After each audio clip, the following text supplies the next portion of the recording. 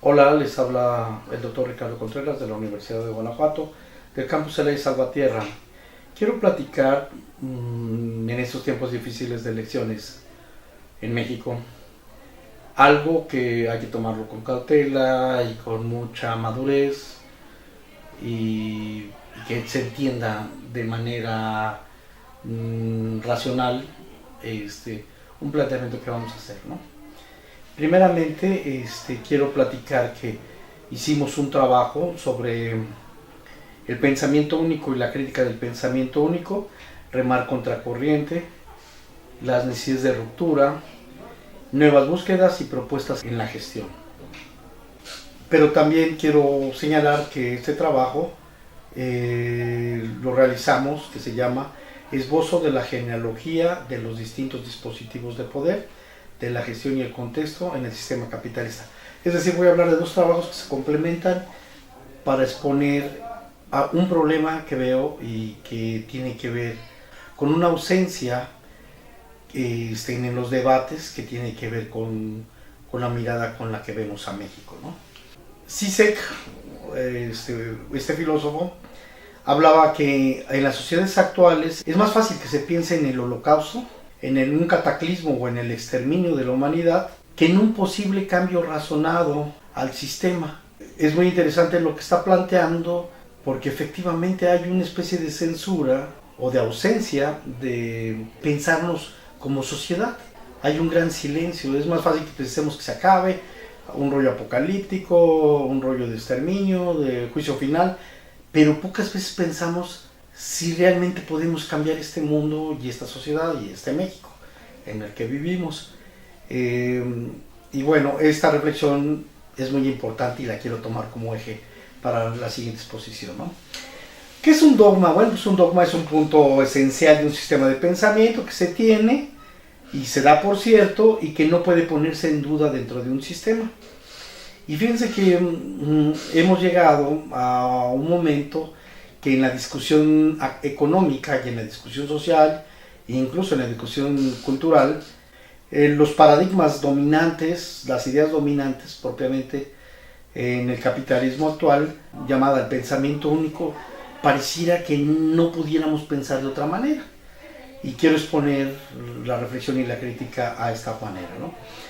A esta forma de pensar. Entonces, quiero señalar de antemano que la ciencia es antidogmática y que puede ser esta forma de pensar, este pensamiento único, puede llegar a pensarse como un obstáculo epistemológico.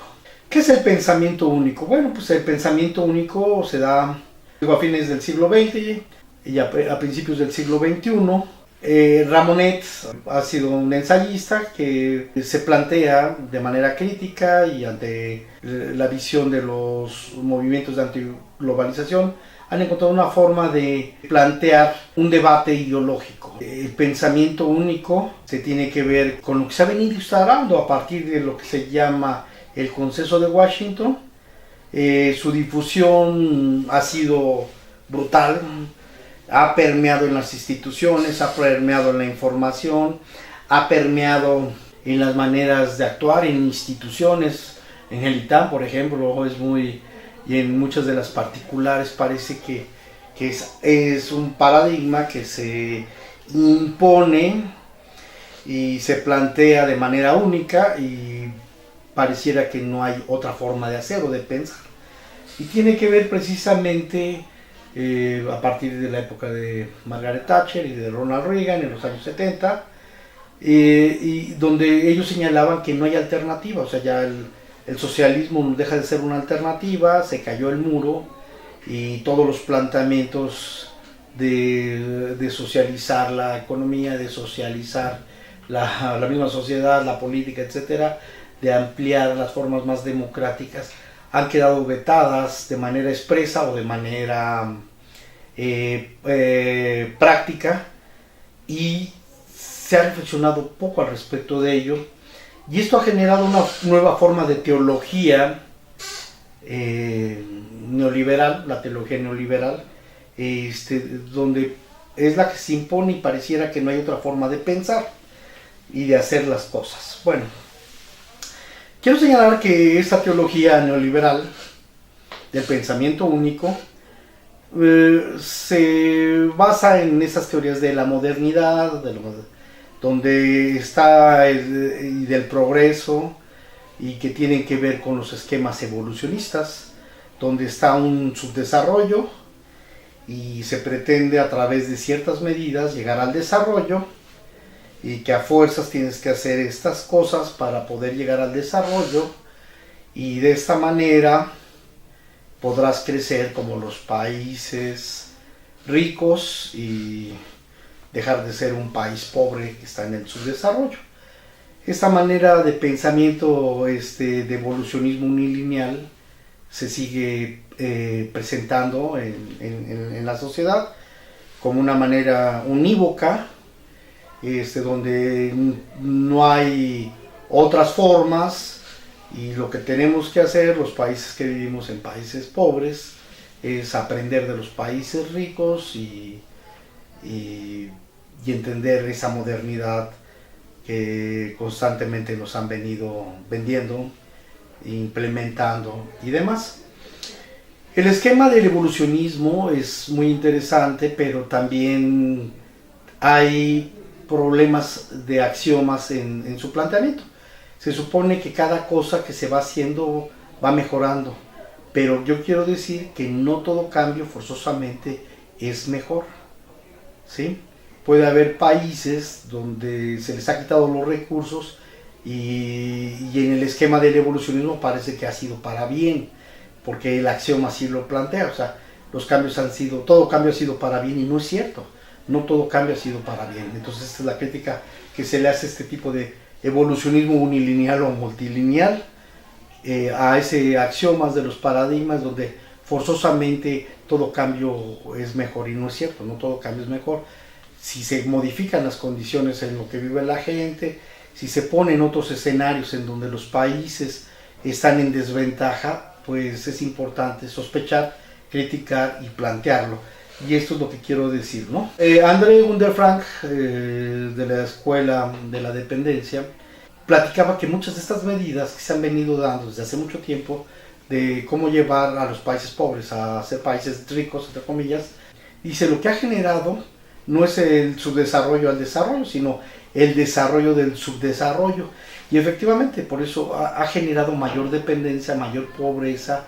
Quiero dejar este postulado de André Gunderfrank como sospecha epistemológica en los planteamientos neoliberales, ¿sí? O sea, que no forzosamente nos han llevado, ya llevamos 35 años con modelos neoliberales, hemos mejorado las condiciones de México. Entonces esto es, ¿no?, de cómo un país bajo ciertas condiciones, acatando ciertas reglas, generando nuevas instituciones o reestructurando ciertas instituciones, puede llegar a ser un país mejor y exitoso. En 1981, Rolando Cordera y Carlos Tello hicieron el libro de México en la disputa de la nación, las perspectivas y las opciones, un clásico en el debate de la economía mexicana y de la política económica de México. En este libro planteaba que había dos alternativas para México, que estaba el desarrollo nacionalista, donde era importante impulsar a la nación, y estaba otro desarrollo, el desarrollo modernizante, que era a través del GATT, que tenía que ver con la liberación del libre comercio y los planteamientos que tienen que ver con el neoliberalismo. Esto lo dice en 1981. Pero también es cierto que hay un sistema mundial en donde estamos inmersos, y que a partir de las crisis y de la hegemonía que se vino desarrollando por los países capitalistas sobre los países socialistas, se impuso lo que se llama el Decálogo de Washington, donde hay tres premisas principales, ¿no? La cuestión del desarrollo a nivel mundial, la estabilidad financiera internacional y la liberación del comercio. Entonces, estas tres cosas se plantean, y el momento de los años 80, donde se impone ya el Decálogo de Washington, también inaugura una ruptura relativa con el pensamiento keynesiano, con el pensamiento del Estado benefactor. Bueno, ¿qué planteaba el Decálogo de Washington? Pues disciplina presupuestaria, debe haber una orientación del gasto público y debe haber recorte de los subsidios. Esto es a nivel mundial. Entonces está la reforma fiscal encaminada a ampliar la base y mantener cuestiones marginales moderadas.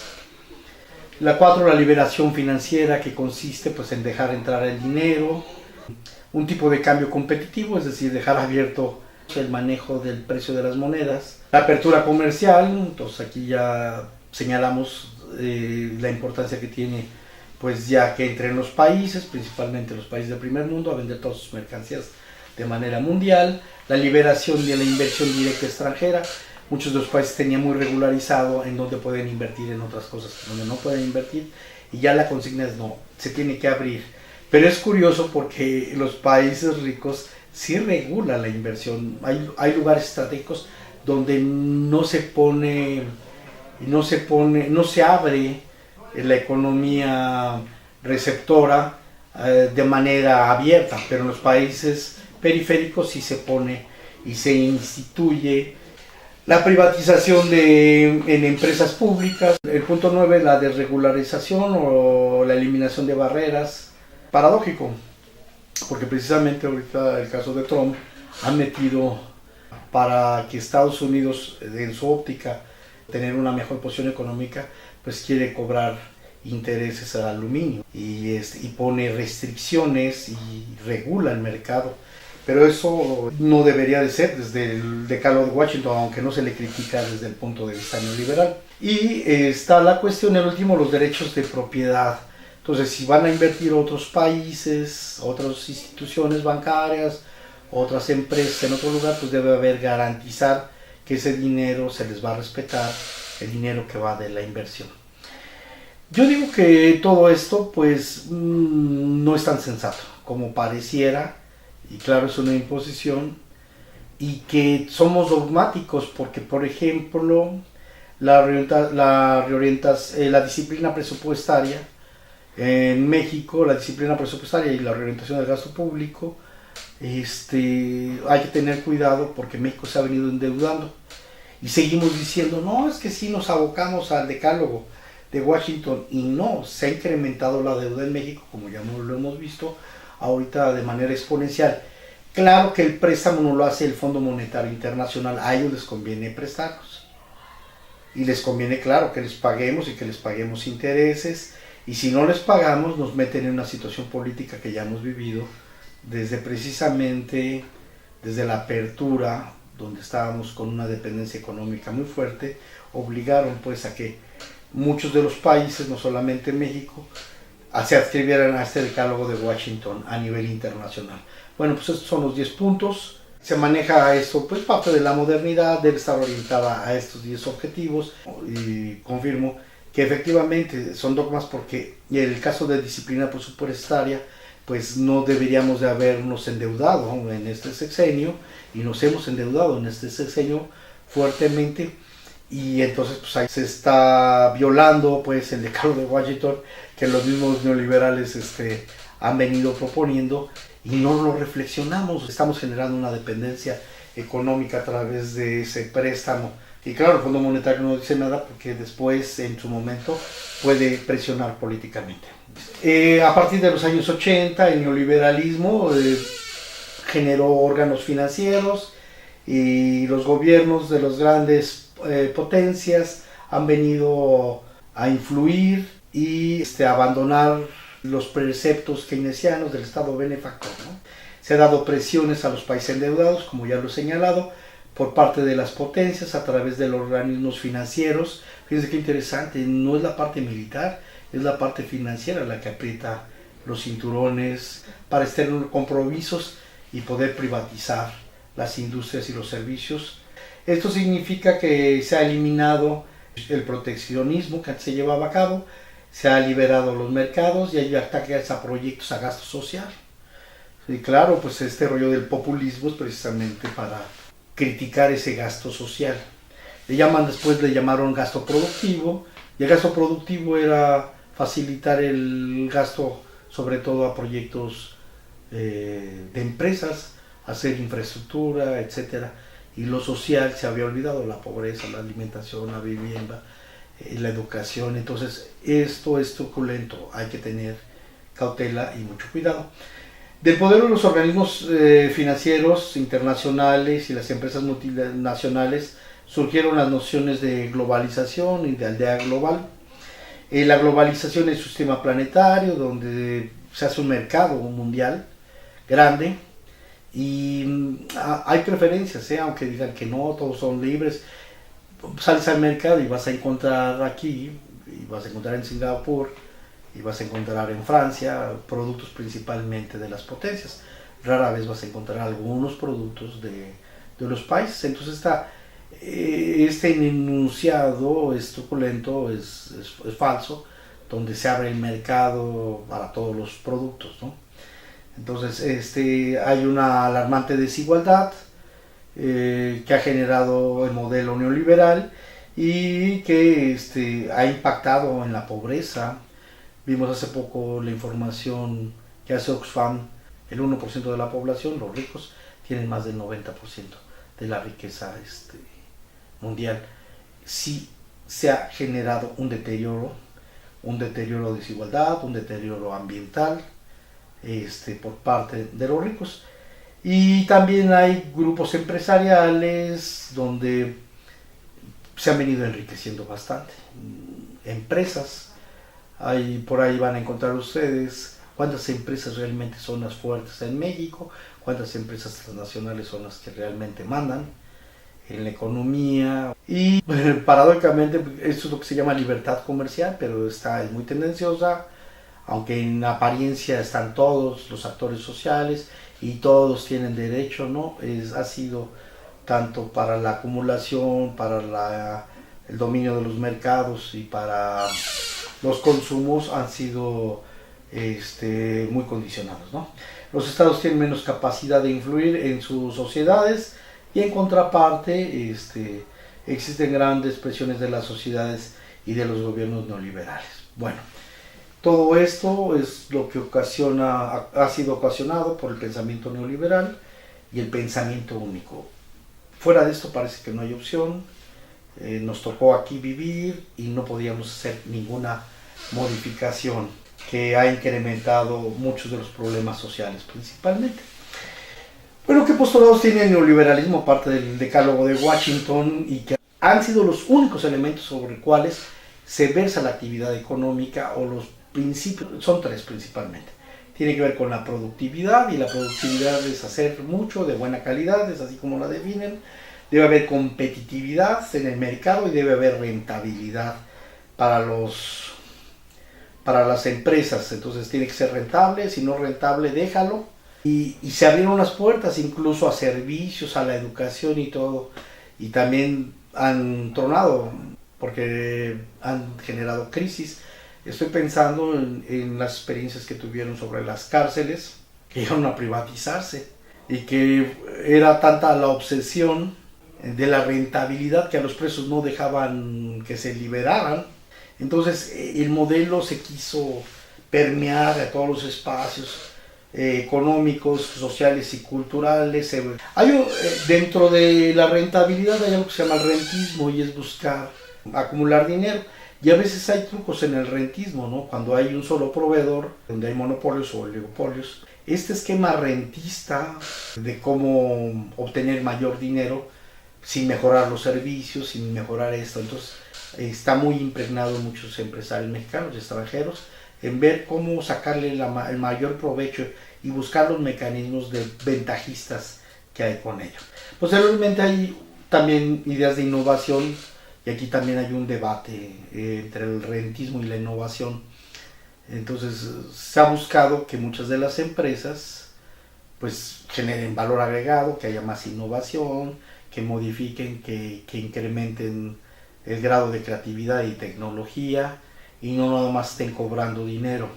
Y muchas de las críticas que se les hacen a las empresas mexicanas consiste principalmente en que son rentistas, no son innovadoras. Bueno, el elemento de la tecnología, otro dogma que es muy importante, el crecimiento, es importante crecer. y las sociedades que no crecen y la economía que no crece es malo. El cuestionamiento que hace Illich sobre qué tan necesario es que crezcamos, por qué forzosamente tenemos que crecer exponencialmente cuando el problema de la economía, por qué tenemos que explotar todos los mantos acuíferos, por qué tenemos que explotar todas las minas, por qué tenemos que explotar todos los árboles, por qué tenemos que crecer dogmáticamente cuando debe de ser sensato de acuerdo a la población, a la gente y a los recursos naturales, ¿no? Y el rollo de la competitividad en términos, es importante ser competitivos y es importante, y eso ha generado pues mucho aislamiento y claro, en el discurso de la competitividad pues pues los grandes se comen a los chicos, las empresas grandes tienen grandes ventajas con referencia a los chicos, y la apelación es tú crece, tú sé competitivo, sé productivo y genera riqueza. Esas son otras subunidades que tiene este pensamiento neoliberal.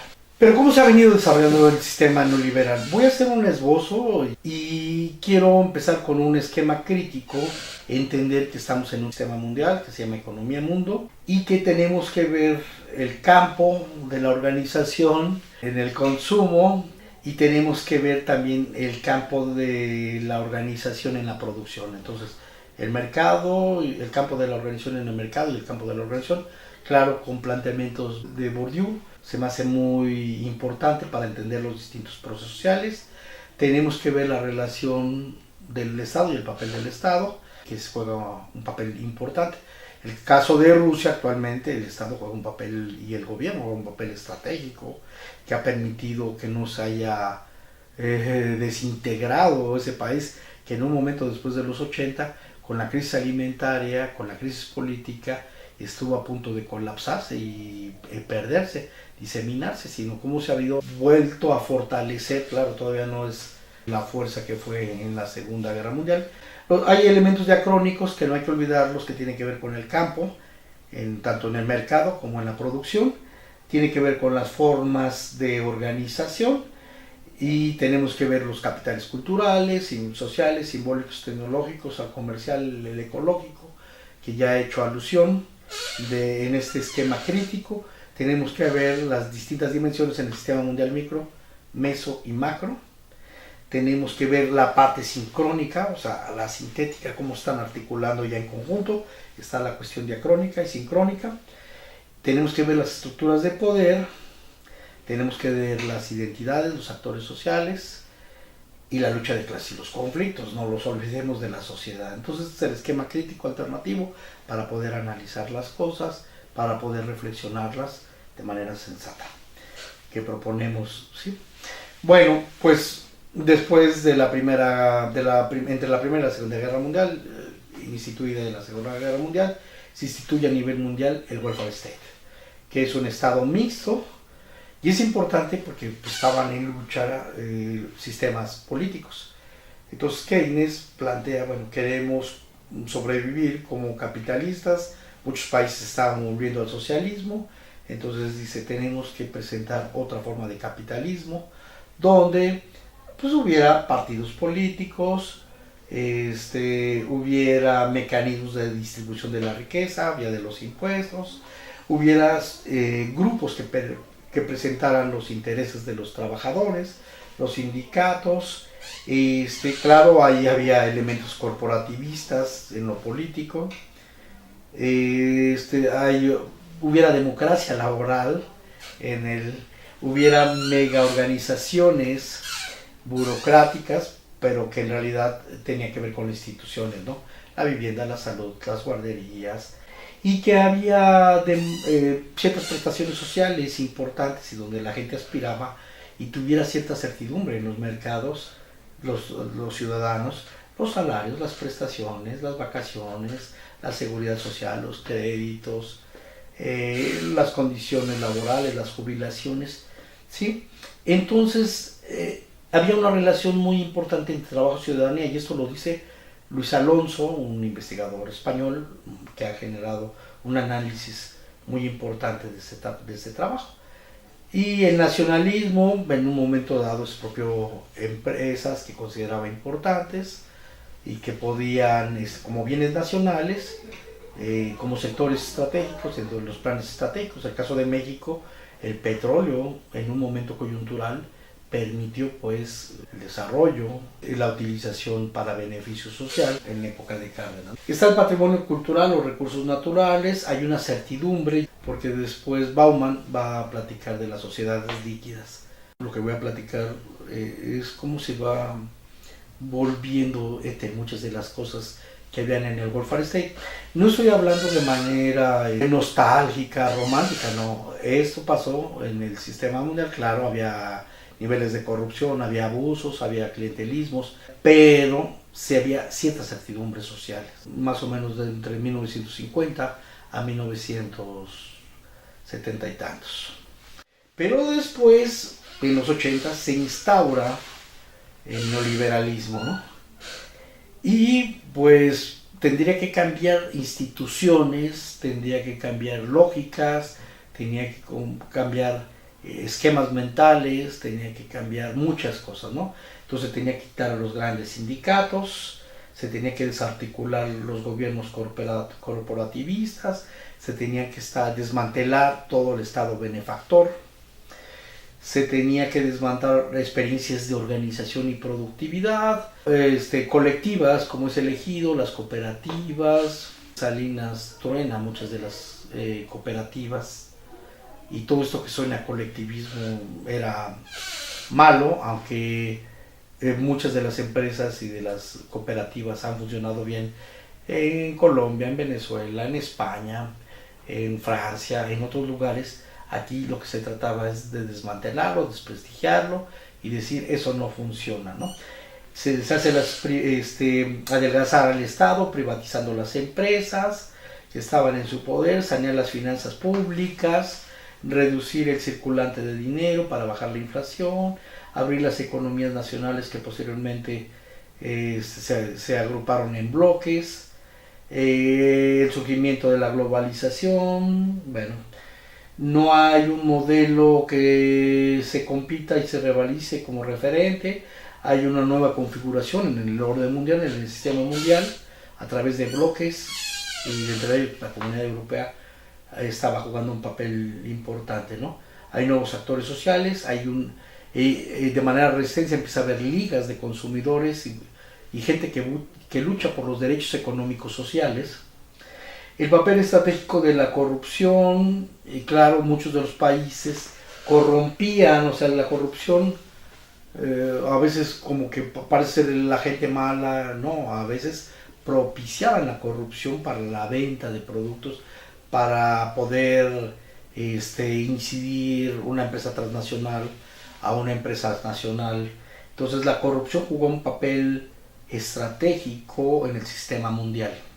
Bueno, el deterioro de las condiciones de trabajo, y buscaron nuevas formas de explotación, la flexibilidad laboral, buscar las facilidades y recuperar y ampliar el margen de ganancia.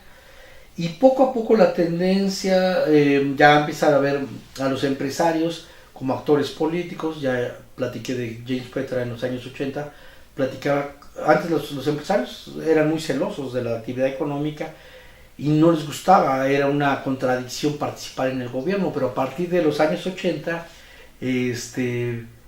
empiezan a ser figuras políticas los grandes empresarios, y en el caso de México, pues aquí los vemos, muchos de ellos han venido a jugar un papel en las regiones, en los estados y a nivel nacional, ¿no? Y poco a poco ir convirtiendo del ciudadano a consumidor. Esa es una idea más desarrollada del neoliberalismo, desarrollada en el término de por grados de complejidad, voltear al ciudadano a hacerlo consumidor, ¿no? Bueno, ¿qué más? Bueno, pues surgen otros tipos de instituciones. Está la OCDE y el grupo de los 8.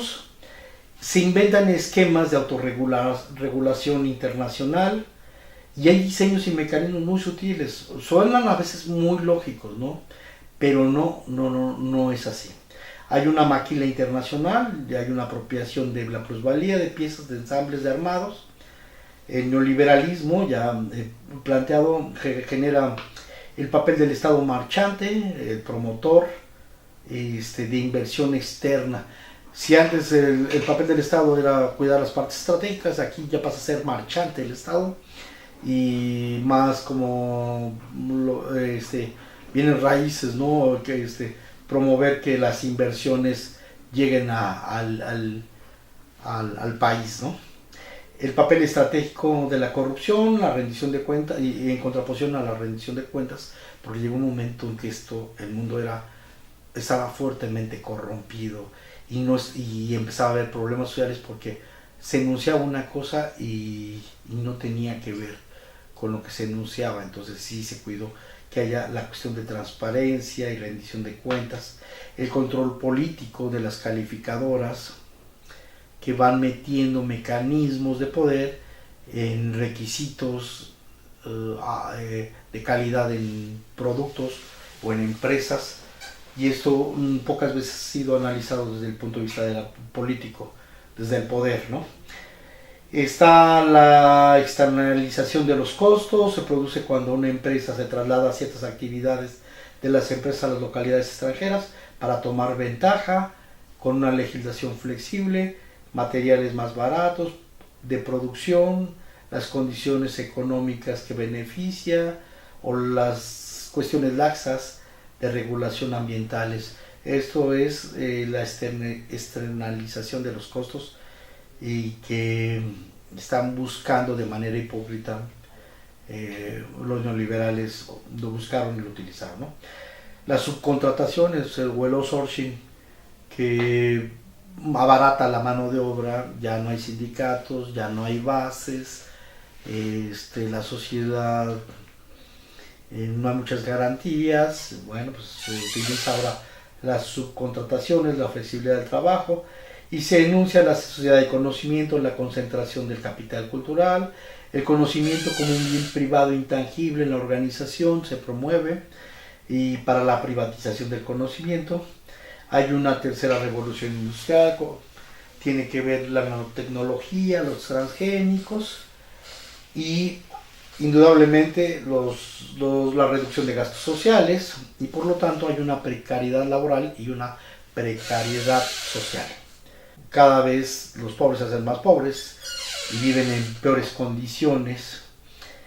Hay una incertidumbre de la sociedad que se desvanece, esa de la sociedad líquida que señalaba que tenía Bauman, y que lo importante era la idea de sobrevivir y no perder más, asirse, agarrarse de lo poco que se tiene y vivir en un mundo que para la ciudadanía común, para la gente común, pues no perder la casa, no perder el ranchito, no perder la tierra, no perder, ya no era no ganar, era sobrevivir no perdiendo lo mínimo, lo básico. Y quien lo había perdido, pues estaba en el limbo, está en el limbo, ¿no? Y claro, el esquema de eficiencia y rentabilidad en la sociedad. Hay un cuestionamiento muy interesante sobre el papel del Estado. Entonces, ¿qué hace el Estado?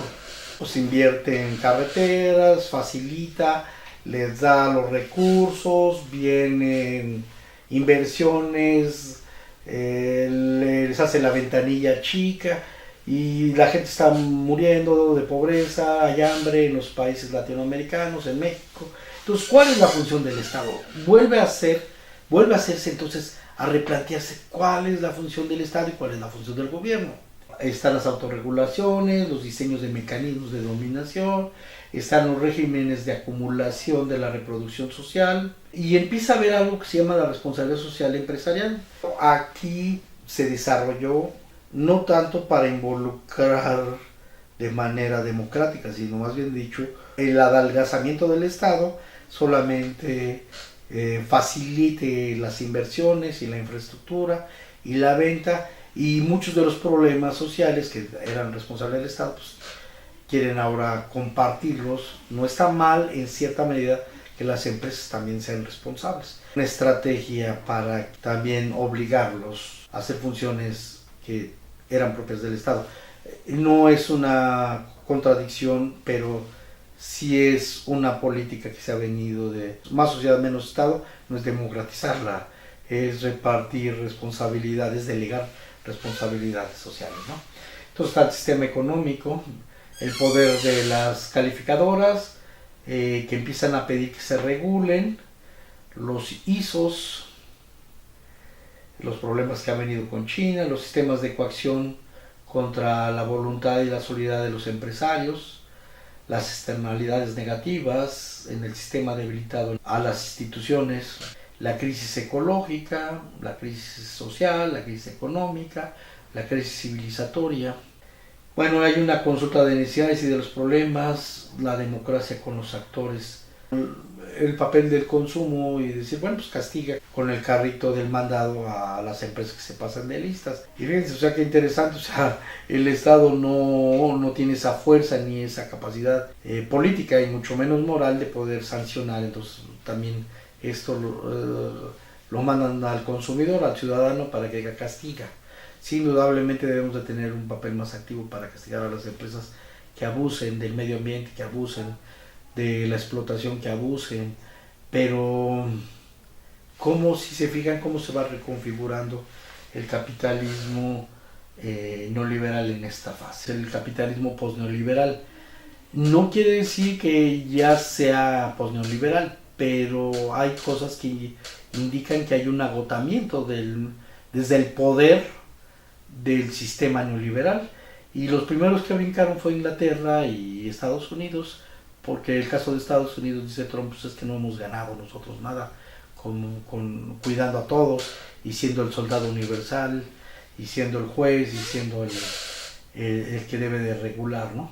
Muchas de las cuestiones postneoliberales empiezan a entrar en contradicción con las grandes potencias, con Inglaterra y Estados Unidos principalmente. Entonces, si en esta tabla vemos que está Keynes, la pasada americana, el New Deal, el neoliberalismo está el decálogo de Washington, abrir la inversión extranjera, y en el postneoliberal empieza a tener fuerzas para decir, hey, momentos, yo estoy distribuyendo la riqueza en otros países y no veo mi beneficio de manera inmediata. Entonces, de manera comparativa vemos el Estado árbitro y luego vemos los bloques económicos en el neoliberal, y en el capitalismo neoliberal vemos el capitalismo rentista, que quieren mejores posiciones de acuerdo al poder, entonces que se le pague más a quien ha tenido pues la hegemonía en términos mundiales, ¿no? En el capitalismo de Estado están las instituciones sociales, la inversión social, la salud, la educación. Acá en el capitalismo neoliberal dijeron la inversión productiva, que es nada más ver cómo hacer rentable y cómo vender los recursos, y regresan los sistemas productivos al centro. Trump ha querido que todas las cadenas productivas que se han diseminado en el sistema mundial pues ahora se vuelvan a ir a Estados Unidos y generen los empleos en Estados Unidos. Bueno, pues estaban las instituciones, estaba la ONU, la Organización Internacional del Trabajo, la Organización Mundial de la Salud, la OTAN, el Fondo Monetario Internacional, el Banco Mundial. Pero en el capitalismo neoliberal, las OCDE, las certificadoras, las evaluadoras y muchas organizaciones civiles, ¿no? Donde los ciudadanos, entre comillas, queremos controlar, y no, hay muchas instituciones nuevas que las pone el sistema neoliberal. Y hay nuevas instituciones de los centros donde va a haber más peso de manera más corporativa con referencia a esta tendencia. Hay acuerdos bilaterales respetando la autonomía, en el caso del Estado benefactor. Allá está el libre comercio y las certificaciones. Y en el caso del neoliberalismo, en el postneoliberalismo, hay criterios exclusivos como que benefician a los centros, derechos de admisión, restricción en los países y productos en el mercado. Ya no, las negociaciones se hacen bilateralmente a beneficio de los países hegemónicos. Está la recomposición neoliberal de acuerdo a naciones y bloques. Está la competitividad, la exigencia de los lugares privilegiados de los centros. Está la desterritorialización, porque se diseminó en todo el mundo muchas de las fábricas donde vendieran las manos de obra barata. Los niños afros venden su mano de obra barata, entonces ponían empresas de tenis en África o en América Latina, donde estuviera más barato, ¿no? En el caso de lo neoliberal, pues se busca el retorno de los sistemas productivos a los centros. En el capitalismo neoliberal había un discurso multicultural, que hay que reconocer la diversidad, pero no en términos de igualdad, sino en términos de reconocimiento de la diferencia, política del reconocimiento. Reconocemos al barrendero, que es indígena, reconocemos, pero no modificamos o damos oportunidades del esquema. Mientras que el discurso del capitalismo postneoliberal pues, es más xenofóbico. Hay una amenaza desde hace mucho de regresar a 3 millones de mexicanos. Hay una estratificación cultural más aguda, más cínica. La posibilidad de configurar los mercados internos, no haber más inversión extranjera en la periferia que reduce el trabajo, la elevación de aranceles en los centros como posibles repercusiones en los países periféricos, cobrar aranceles, el outsourcing en el caso del neoliberalismo, ¿sí? Que la ventaja no es que el neoliberalismo era muy democrático, no, era una sinfonía de muchas ventajas. Pero ahorita entre ellos está la reconfiguración, no es una reconfiguración propiamente social de mayor justicia. Vemos que las economías del mundo, las primeras economías, pues está Estados Unidos, le sigue China. China siendo un país socialista, aprendió el caminito del mercado y jugó con una serie de cuestiones en el mercado y le ha beneficiado. El segundo país con mucho poder económico, después le sigue Japón, Alemania, Inglaterra, Francia, India, Italia, Brasil y Canadá. Los rankings pues son, ahí vemos más o menos la misma orientación, que es Estados Unidos, China, Japón, Alemania, Reino Unido. A diferencia sigue la India, Brasil, Italia. Bueno, ahora con referencia a que no solamente es económico, sino que también juega un papel político, económico y político-militar los juegos en el sistema mundial, ¿no? Vemos a China, el papel de Trump y Vladimir Putin de Rusia, y vemos que Estados Unidos es la primera potencia militar, después sigue Rusia y después sigue China. Si bien habíamos visto que Rusia en lo económico no había sido muy fuerte, pero poco a poco empieza a escalar posiciones en lo estratégico y claro va a tener repercusiones en lo económico. Pero ese es el sistema mundial y antes el monopolio indudablemente era de Estados Unidos después de la Segunda Guerra Mundial. Ha cambiado mucho la reconfiguración de ese poder a nivel mundial. Bueno. Me regreso nuevamente a México. Fíjense que hemos sido ciegos porque nosotros que hablábamos que el neoliberalismo, que los mercados y todo lo demás, y pocas veces hemos hecho una reflexión profunda de qué tanto beneficio ha sido, por ejemplo, privatizar las empresas. Y vemos que Telmex, pues, claro, se abrió casi a fuerzas a la telefonía y no ha permitido democratizar la economía, no ha permitido generar mejores beneficios. De lo mismo con Imevisión tenía un proyecto nacionalista de cultural y todo, ¿no? Ya aquí es un canal comercial y con todo respeto con muy pocos contenidos. Ferrocarriles Nacionales de México se privatizó, de Cedillo se privatizó y lo delegamos y lo manejan dos empresas, principalmente extranjeras. Fue un mecanismo nada más de mercancías que no le han hecho grandes cambios porque dicen, bueno, al privatizarlos las van a mejorar, las van a modernizar. No es cierto, siguen siendo muchos de los vagones viejos de los años 80, de los años 70, y están todavía todos oxidados y no ha beneficiado a la sociedad. La CONASUPO pues la ha venido tornando. La CONASUPO era una idea muy importante de abastecimiento, bueno, está Liconza, de granos con los productores y demás. Bueno, la corrompieron, la tronaron y se abren a las grandes empresas transnacionales de comercio, ¿no? Con la reforma energética pues, tronaron a Luz y Fuerza y a Comisión Federal de Electricidad, donde se quiere privatizar a través de Calderón y claro de Peña Nieto, ¿no? También la parte estratégica y que ahora se trata de privatizar y argumentan, bueno, pues es que no hay recursos para los profundos, ¿para qué lo tenemos?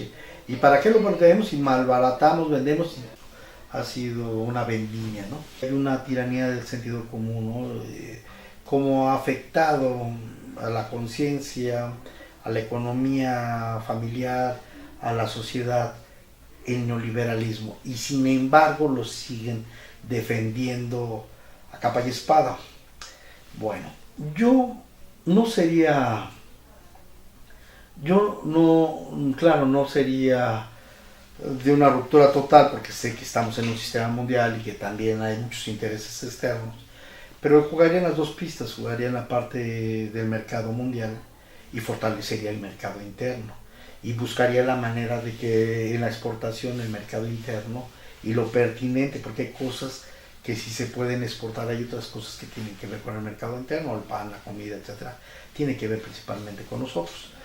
Y claro, algunas cosas que se pueden, por ejemplo, de las comidas que se puedan exportar, pero debemos de ser sensatos, tenemos que tener la capacidad de poder ya no solamente pensar en productividad, en competitividad de manera dogmática, podemos replantear cómo podemos hacer como nación y qué es lo estratégico y cómo podemos ir armando cadenas de valor, pero también ayudando a la gente, impulsando a la gente, sacando a la gente de la pobreza, no con dádiva ni con asistencialismo, sino con productos y con empresas familiares y con cosas que se vayan retroalimentando, con mercados, con tianguis, con comercio que permita ir articulando a estos actores sociales, ¿no? Entonces, ya había platicado un poquito que es necesario saber cuáles son, definir qué es lo estratégico, ver a qué le vamos a apostar, a quién vamos a apoyar, tenemos que ver la economía social, tenemos que ver lógicas de mercado, tenemos que ver consumos inteligentes, tenemos cómo ver qué nos dañe como sociedad menos. Y el Estado y el gobierno debe de jugar este papel, no de vendepatria, sino debe de tener como consigna principal la sociedad mexicana, ¿no? Entonces hay que ver las 56 ramas que tenemos de los sectores y los sectores estratégicos fundamentales y los necesarios, como son los alimentos. No olvidemos, por ahí varios intelectuales han dicho autarquía, ¿para qué es necesaria la autarquía? No, hay cosas que son estratégicas, como es la seguridad alimentaria. ¿Qué ha pasado en estos últimos años? Y esta es la parte más crítica, que pareciera que son los objetos, pero es todo un sistema, ¿no? Pues tenemos un sistema político, económico y cultural que ha dado prioridad para atender los intereses de los organismos internacionales que regulan y activan el capitalismo global. Son corporativos, son naciones extranjeras, o sea, tienen que ver con los países, y son instituciones internacionales que de manera orquestada buscan beneficiarse en el sistema mundial. Pues yo creo que deben de ser sensatos, porque si hay pobreza, se ha incrementado la pobreza y hay abusos, y es necesario que seamos justos a nivel mundial, ¿no? La ONU y todas estas instituciones en un momento dado prometían una justicia que se ha venido cayendo a través de los gobiernos y de las políticas neoliberales internacionales. Bueno, pero que al interno el sistema político económico neoliberal son capaces de saquearlo, lo han robado, le han mentido a la gente, disimulan, fingen, presionan a las ciudadanías para decir medidas adecuadas, y las medidas adecuadas es castigo, castigo, castigo a la sociedad. Son capaces de autosabotear o corromper a las instituciones o a las empresas, como el caso de Pemex, autoendeudar con recursos nacionales, autoaniquilar o dejar colgados, como el caso de los bancos y el FOBAPROA, con compromisos adquiridos sin la decisión voluntaria. ¿Sí? Entonces son gobiernos que han actuado de manera arbitraria y dejan colgada a la población con deudas, con ventas, sin seguridad social, y que la han dejado más vulnerable. ¿Sí? Y aquellos que representan a al país, o sea, se da a distintas escalas, a nivel país, a nivel estado, municipio y grupo. También se ha hecho negocios a toda costa de la población, se han apoyado en formas de intimidar de manera encubierta o directa. Sí. El papel a veces del Estado atenta contra los periodistas, atenta contra la misma sociedad, ¿no? Que es increíble, y por eso está la sociedad tan enojada con ellos. Espían a los actores, cuidan el ejercicio democrático y de justicia, a los periodistas, a los defensores de derechos humanos, los vigilan, los amedrentan, los amenazan, representan a los representantes de movimientos sociales, hay muchas muertes de ecólogos, etcétera, ¿no? Más no cuidan con la misma intensidad y profesionalismo el avance del crimen organizado, eso no lo cuidan, eso cuidan más a la sociedad que a lo que lo delinque. Han preparado un ejército, más luchar para la insurgencia o la inconformidad social que para defender los valores supremos de la patria, ¿sí? De los cuales estamos muy depredados. Han generado más hábitos políticos de insensibilidad ante los problemas de otros. Se han destacado por ser corruptos insaciables, merolicos, actores, excelentes actores, pero no gente comprometida. Hay una insensibilidad social. Se han destacado por ser corruptos, por promover impunidad ante estafadores, rateros, asesinos, con quien se apoyan para gobernar, y a otros técnicos cómplices. No nomás son gente mala, también hay tecnócratas que se han prestado para ello. De esta manera mienten y disimulan formas de señalar la dirección del gobierno, y los resultados pueden ser alterados y adulterados por la gestión. Entonces, ahora ya no somos pobres, ahora somos ricos, y a partir de mañana ya somos ultramillonarios, y se prestan las instituciones a ver hacer estas formas o ganar fraudes o cosas de ese tipo, que no debería de ser. Las instituciones deben ser autónomas y deben de tener un nivel de ética. Si no, truena la legitimidad de todo el gobierno y de todo el Estado mexicano. Entonces hay un sistema de creencias que tiene que ver con el pensamiento único, que pregona la modernidad, la competitividad, la rentabilidad, basados en el pensamiento único, como ya lo señalamos, en la y que juegan con eufemismos para hacer creer que trabajan por las personas, y llaman populistas a las personas que no están de acuerdo con sus formas de proceder, estigmatizan, es populismo eso, pues fomentan la descomposición social, es el ambiente. Más mexicanos perciben que la corrupción es muy frecuente con el gobierno federal. Es un sistema a nivel cultural que ha mantenido las políticas de diferenciación, discriminación, estratificación social, sobre todo con los grupos indígenas. No han sido capaces de dignificar a las personas, por el contrario son enocidas. Ahorita estamos con el debate de los migrantes y es contradictorio por todos lados, no somos consecuentes. Pedimos que Estados Unidos reconozca a los migrantes como personas, pero nosotros no reconocemos la migración y mucho menos la atendemos como un fenómeno global. La cuestión enocida, desfacultan, inhiben la creatividad, no hay apertura de espacios culturales, hay una intolerancia a las otras expresiones, son muy radicales los conservadores, paradójico, borraron de la memoria colectiva parte de la historia nacional y de la entidad. Queremos ser ciudadanos cosmopolita, a nivel mundial, pero que a nivel mundial nos tratan mal, y que es contradictorio nuevamente por sentirnos así nada más de manera mágica ya del primer mundo, ¿no? Y nos quitaron temas de civismo, ética, estética. Le agradecemos a Fox por eso, porque no quieren poner en circulación elementos del capital cultural que detonen sentimientos y reacciones que despierten la comunidad políticamente. Se apoyan en razones cínicas cuando no hay justificación en su actuar. Se comporta una especie de autopoiesis mimética de un grupo que se vincula o se ensambla con otros parásitos para beneficiar a las élites que gobiernan y mantener el poder. Por eso vemos el brincadero de políticos de un partido a otro. En el escenario mundial han chocado con la diplomacia por ser serviles. A México por ser serviles nos ha costado mucho, sobre todo con Trump, desprecio de sus aliados o de sus aliados.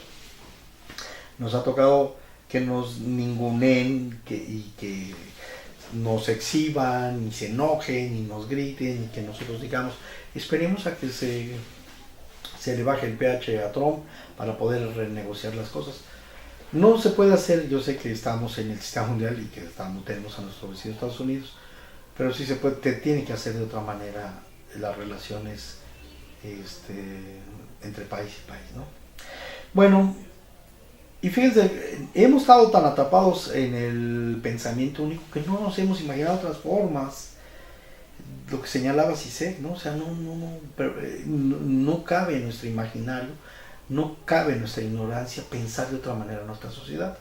Pero yo pienso que sí podemos hacer las cosas desde la sustentabilidad, a diferencia de la productividad.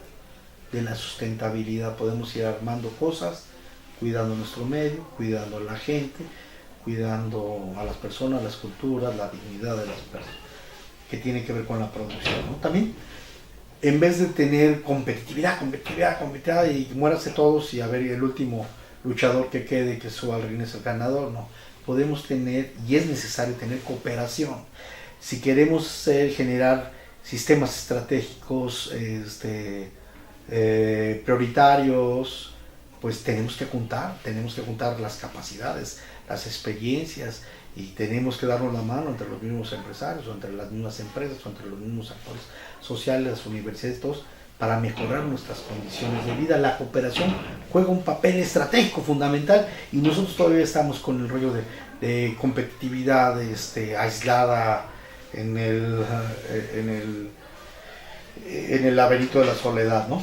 Y la responsabilidad social, pero no de datos, sino de todos los agentes que tienen que ver con estos agentes sociales de manera más digna y más comprometida, ¿no?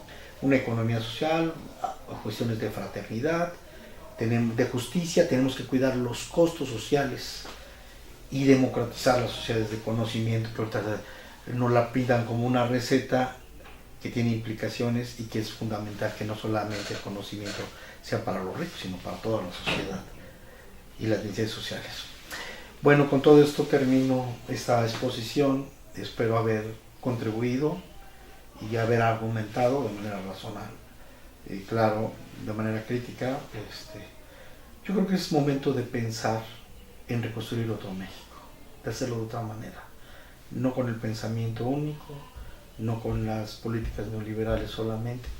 Es necesario replantear otro México social, otro México cultural, otro México, otra forma de integrarnos, otra forma de convivir, otra cosa que no nomás esté desarrollando mano de obra barata y profesionistas calificados, sino ciudadanos que convivan, educación democrática, más colaboración, más participación. Fíjense que he sido muy prudente y no estoy pidiendo guerras ni nada de eso. Estoy apelando a los sujetos para que podamos construir un nuevo México fuera del pensamiento único, y ya podamos hacer algo más estratégico desde distintas trincheras, y podamos construir las mejores condiciones de vida y el mejor de los mundos posibles. Muchas gracias.